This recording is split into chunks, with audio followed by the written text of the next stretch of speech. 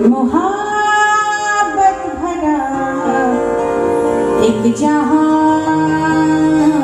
ढूंढ लेंगे हम अपने ज़मीन आसमान ढूंढ लेंगे मोहब्बत भरा एक जहां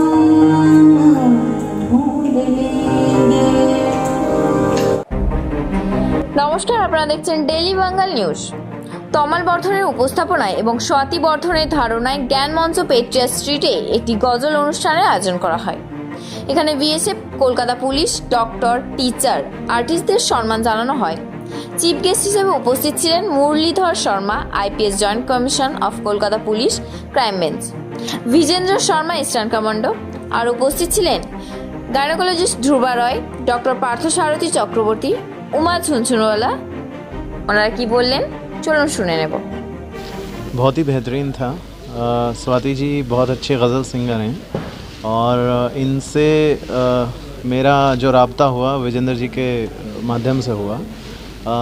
और ये ऐसा बहुत प्रोग्राम मैंने अटेंड किया है कि जहाँ पे आप जो गज़ल गायक हैं वो गज़ल गा रहे हैं और आप उनको सुन रहे हैं।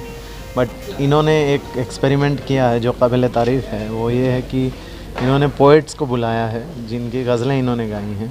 तो ये अपने आप में रादर मैं इनका शुक्रगुज़ार हूँ कि इन्होंने जो है ये सम्मान हम लोगों को दिया। सर बेसिकली आज के मॉडर्न ज़माने में लोग देखिए हर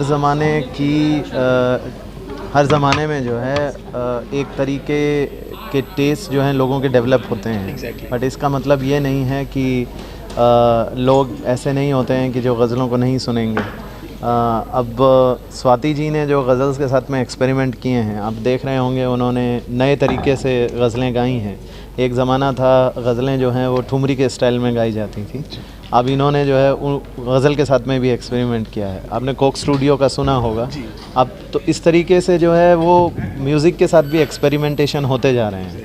तो और मेरा अपना मानना ये है कि देखिए गज़ल जो है वो गज़ल एक ऐसी चीज़ है जिससे जो लोग जो गज़ल को पसंद करते हैं वो हर जनरेशन में आपको मिलेंगे, उनकी कमी नहीं होगी, वो ऐसे ही सुनते रहेंगे।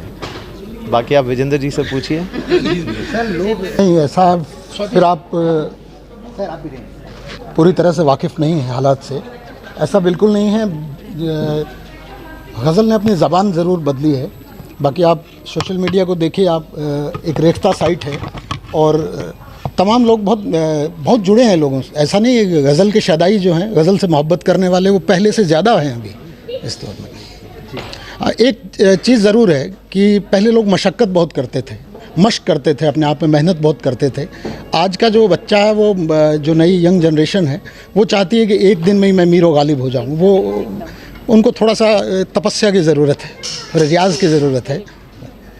आप गज़ल की किस पंक्तियों? गज़ल से तो मोहब्बत करता हूँ, जबकि गज़ल और दोहा कोई मोटे तौर पे क्या है, कोई बुनियादी फ़र्क यही है कि गज़लें लगती फूल सी, दोहे जैसे तीर, दोनों की तासीर में दो मिसरों में दास्तान, दोनों की तासीर, यानी कि दो मिसरों में पूरी दास्तान कहने का जो फ़न है वो अल्लाह ने गज़ल और दोहों को दिया है। सर आखिरी सवाल नहीं, इन्होंने छेड़छाड़ तो नहीं की, इन्होंने इजाफा किया है। नहीं वही छेड़छाड़ इन दैट सेंस। तो मैं आपने सुना हो पहले कबीर के दोहों को बड़ी फिल्मों में भी गाया गया और निदा साहब के दोहों को जगजीत साहब ने एक अलग अंदाज से गाया। और सर से मैं बात ही कर रहा था, एक नया मैंने ज़िंदगी में आज पहली बार देखा, सेक्सोफोन को दोहों में इस्तेमाल करना एक काबिल तारीफ़ है। तो इन्होंने इजाफा किया है। Thank you sir. वो हिम्मत की बात है। ये सारे इतने लर्नेड पोइट्स हैं, तो उनके सामने गाना, हाँ गलती तो किए होंगे लेकिन हिम्मत भी है उनके सामने गाने की। सिर्फ गानों को डिलीवर करना था, लेकिन हाँ दिल में थोड़ा सा डर भी था कई गलतियाँ ना हो जाए प्रोनाउंसिएशन में, गानों में नहीं प्रोनाउंसिएशन में। जो वो लोग उर्दू जानते हैं तो मैं सीख रही हूँ, वो लोग जानते हैं, वो जान चुके हैं बहुत कुछ, और मैं थोड़ा बहुत इधर उधर से सीख रही हूँ, कोशिश करती हूँ। गज़ल को आप आगे कैसे बढ़ाएंगे? गज़ल को ऐसे मैं कंपोज करके देखते हैं, सब जो यंगर जनरेशन है थे, कम ही है, फ्यू ऑफ देम, लाइक वो लोग सुन रहे थे, तो वो जैसे गज़ल के साथ, लेकिन वो लोग है जो मैं बोलना चाहूँगी, being from the state West Bengal where ghazal is treated as an alien something, alien music. So वहाँ पे गज़ल गाना मेरे लिए, मैं कहूँगी अपनी बहुत हिम्मत है, मैंने ऐसे प्रोग्राम को रखा। लोग आए नहीं उतनी, लेकिन कोई बात नहीं, लेकिन जो लोग आए हैं, पोएट्स आए हैं, मैं खुश हूँ उनमें से। जो लोग समझदार है वो लोग आए हैं, मैं खुश हूँ।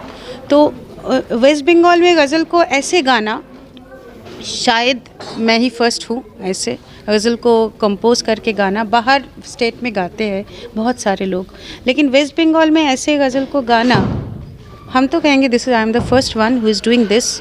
एंड जो भी कोई गाता है यहाँ पे ना समझ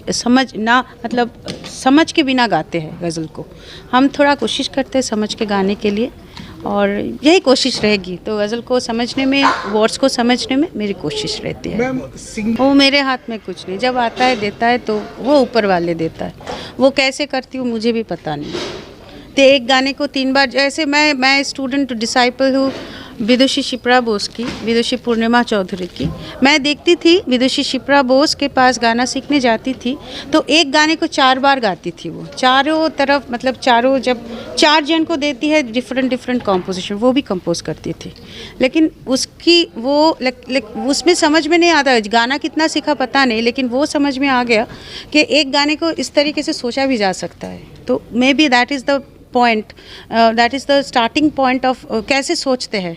और मैं पढ़ती भी हूँ, बहुत कुछ सारे बुक्स पढ़ती हूँ, जैसे एडवर्ड डे बोनो के किताब पढ़ती हूँ, लैटरल थिंकिंग, तो कैसे किया जाता है वो लोग, तो मुझे समझ में आता है कि वो कैसे किया जाएगा, वो कंपोजिशन क्यों होता है, क्यों करते हैं।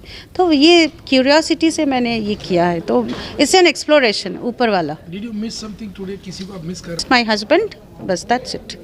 I missed my husband and he is the presenter of the show and I missed my husband. मैंने उनके लिए गाना भी लिखा, बहुत कुछ लिखा है उनके सोच के, लेकिन ठीक है, he is my inspiration। गाना गाओ, जाते वक्त बोल के गए थे गाना गाओ, गाना गाने के साथ जुड़े रहो, तो मैं वही कर रही हूँ, तो मैं खुश हूँ।